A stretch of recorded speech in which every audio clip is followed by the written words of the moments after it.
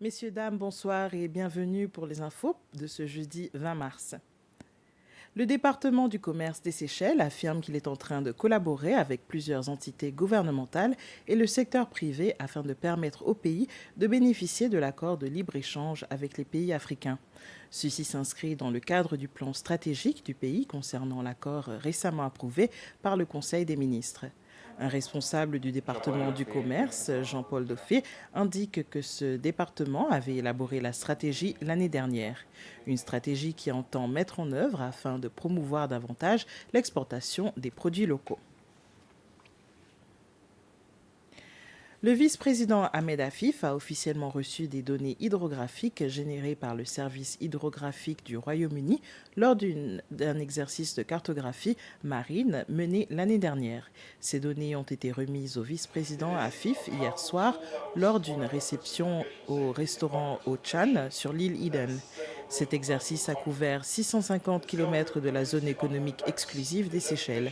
La cartographie des fonds marins a généré des données détaillées à haute résolution pour les zones côtières de Mahé, les principales routes maritimes entre Mahé, Pralin et la digue, ainsi que les principales zones portuaires de Pralin et la digue. Une étude connexe a permis de générer des données à plus basse résolution pour l'ensemble de la zone économique exclusive du pays. Les nouvelles données serviront à mettre à jour les cartes de navigation produites par le service hydrologique du Royaume-Uni pour le compte des Seychelles, lesquelles sont vendues aux navigateurs du monde entier.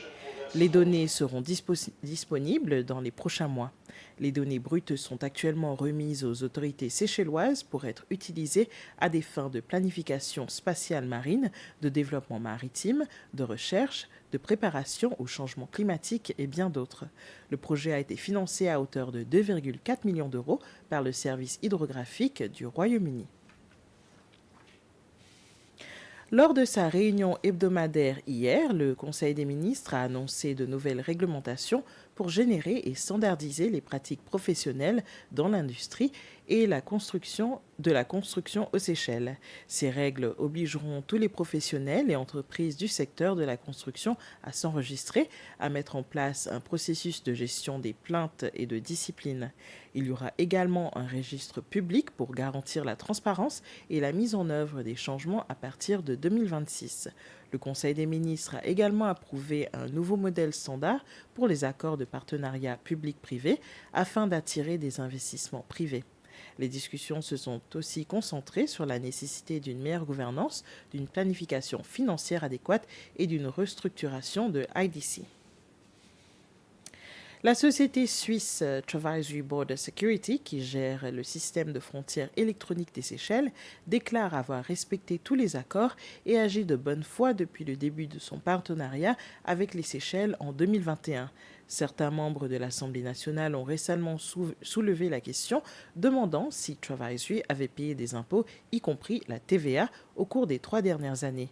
Travasory a expliqué qu'elle avait initialement compris que les Seychelles appliqueraient une taxe sur la valeur ajoutée sur les frais d'autorisation électronique de voyage pour les visiteurs étrangers, mais attend toujours des clarifications à ce sujet. Une fois qu'une décision sera prise, Travasory dit être prête à suivre les règles. La société ajoute qu'elle est déterminée à aider à améliorer la sécurité des frontières, le tourisme et la croissance économique des Seychelles. Et finalement, les Seychelles et la France signent un accord d'extradition. C'est le ministre des Affaires étrangères et du Tourisme Sylvestre Radégonde et Olivia Berkeley-Christman, ambassadrice de France aux Seychelles, qui ont officiellement signé le document. La conclusion de cet accord est le résultat de consultations approfondies entre deux pays durant ces dernières années. Il vise à faciliter l'extradition des criminels présumés en mettant l'accent sur les crimes reconnus par les législations des deux pays. Après un communiqué du ministère des Affaires étrangères, en plus de son importance sur le plan juridique, cet accord marque un renforcement des relations diplomatiques entre les Seychelles et la France. Avec cet accord, les Seychelles et la France franchissent une nouvelle étape dans leur coopération en matière de sécurité, affirmant ainsi leur volonté commune de lutter contre les menaces criminelles transfrontalières. Et voilà, messieurs, dames, nous sommes arrivés à la fin de ce résumé des informations. Rejoignez-nous à 19h pour les informations en anglais.